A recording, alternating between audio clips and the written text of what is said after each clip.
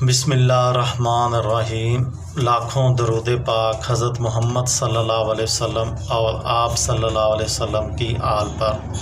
السلام علیکم، میرا نام افتخار احمد ہے اور آپ میرا یوٹیوب چینل نالج دیکھ رہے ہیں۔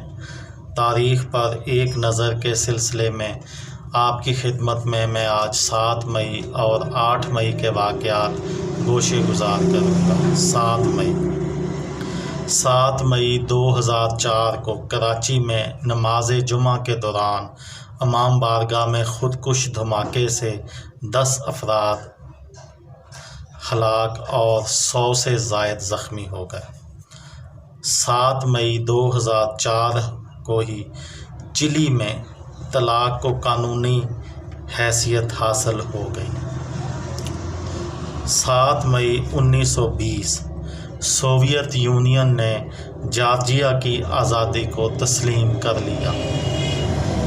7 مئی 1901 گیری کوپر جو کہ امریکی اداکار تھے، مشہور اداکار تھے، وہ 7 مئی 1901 کو پیدا ہوئے۔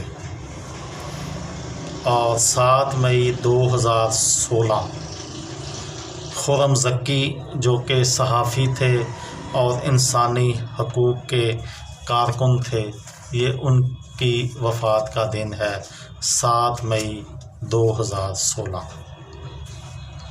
8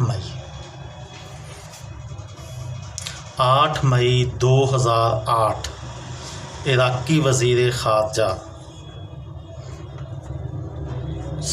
عراقی وزیر دفاع نے القاعدہ کے اہم رہنما ابو ایوب المصری کی گرفتاری کا دعویٰ کیا، لیکن کچھ ہی گھنٹوں بعد جو کہ امریکی فورسز تھیں، ان کے کمانڈر نے اس دعوے کو مسترد کر دیا۔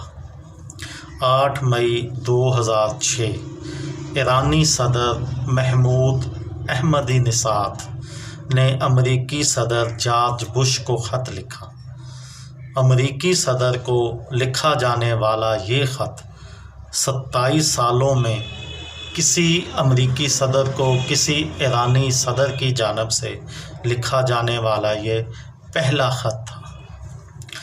8 مئی 1821 کو یونانیوں نے ترک فوج کو شکست دی۔ 8 مئی جو ہے وہ تھیلیسیمیا سے آگاہی کا عالمی دن ہے۔ تھیلیسیمیا میں بچوں کو خون کی کمی ہو جاتی ہے اور ان کا خون بدلنا پڑتا ہے۔ اس کی آگاہی کا دن اقوام متحدہ نے 8 مئی رکھا۔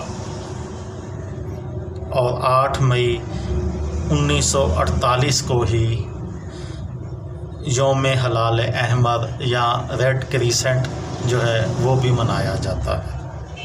یہ 8 مئی 1948 کو اقوام متحدہ نے فیصلہ کیا تھا کہ ہلال احمر پاکستان میں کہتے ہیں، ویسے دنیا میں ریڈ کریسنٹ کہتے ہیں۔ اس کا عالمی دن منانے کا فیصلہ 8 مئی 1948 کو ہوا۔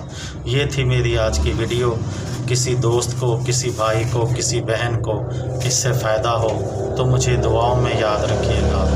دل پاکستان، جان پاکستان۔ السلام علیکم۔